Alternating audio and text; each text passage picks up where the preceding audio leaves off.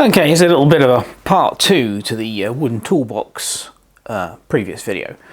This is the Neslein, which I'm restoring. Now, somebody made a comment about could I explain what I did and how I went about this, and it's fairly straightforward. I'm still in the process of doing it. The toolbox, the first thing I did was remove all the old blaze, which is easy, it just pulls out, and then I removed the drawer handles.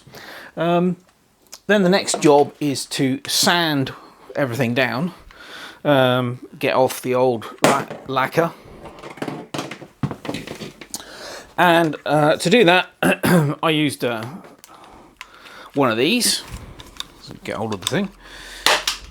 Right, this is a Black & Decker detail sander, but there's loads of different makes out there. This one is actually it only costs 20 quid in the UK and does the job beautifully. It's an absolutely excellent bit of kit, considering that it's, 20 quid. So yeah, sand it down. We've had some lovely weather here in the UK just recently, so I was actually able to do that outside, which makes life a lot easier. And then my preferred method of finish on wood is to use finishing oil. Now, the finishing oil I use is Liberian, which is this stuff. Again, you can get, I get it from eBay, but I'm fairly certain you can get this from pretty much anywhere.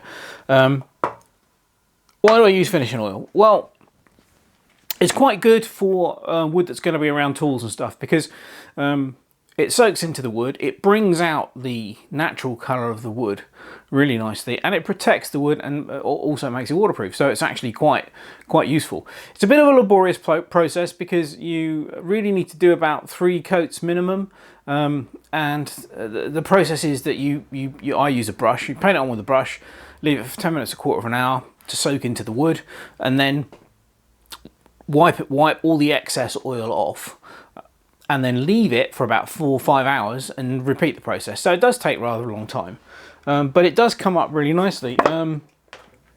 This is one of the original drawers, which has been sanded down, cleaned up. As you can see, it's brought the colour of the wood up really nicely, and it does a really nice job. And that one is actually finished. I put some new blaze in. Again, I got this off of eBay. And this is one of the smaller drawers, and this would go in, one of these positions here. And this is the first of the drawers that I've made. I basically used strip wood and some scrap wood that I had lying around.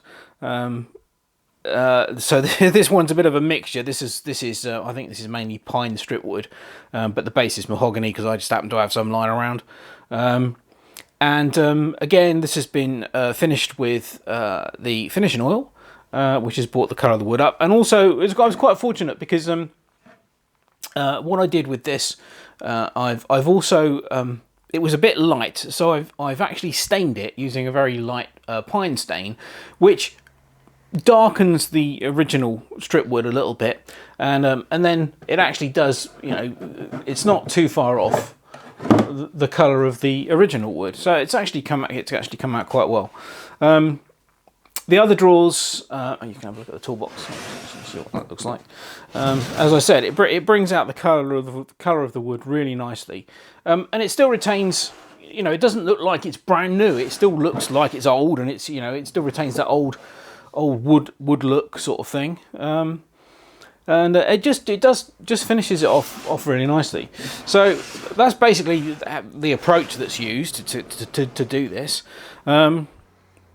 The next thing, I've still got to make 2 more shelves. I've made one of the small ones that's currently had its final coat of finishing oil and is drying off.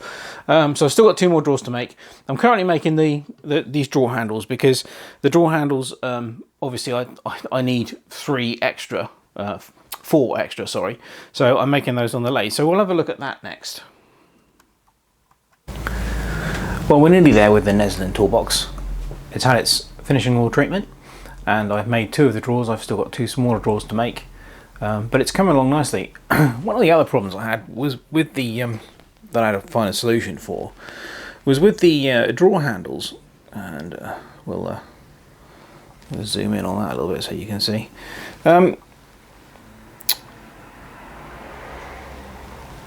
They have little plastic pieces which fit in the top to cover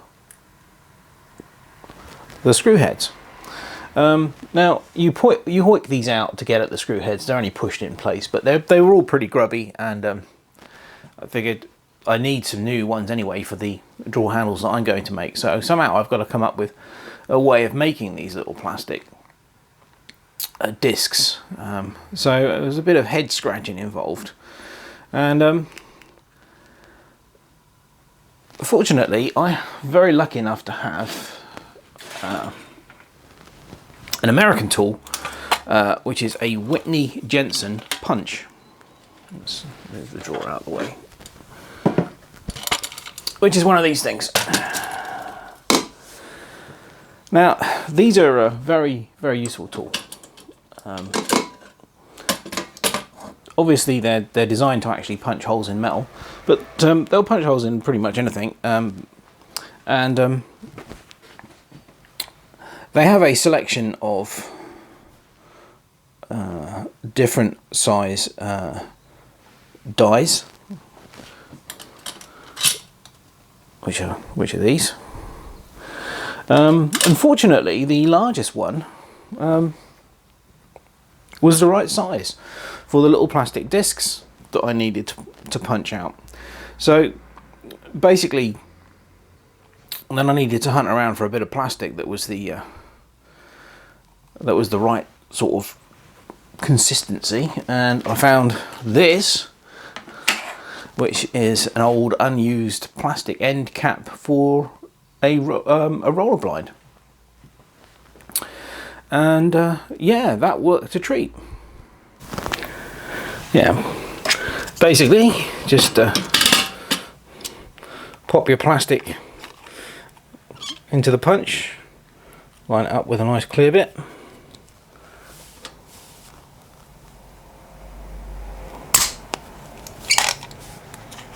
remove that, and then in the die at the end there is hopefully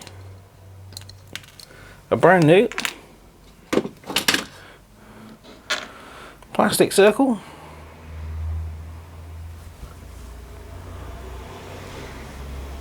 which is the perfect size, hopefully, to fit in the end of the drawer handle. So I've popped out a load of those, and as you can see from the ones I've actually fitted, they come out rather well. Did the job perfectly.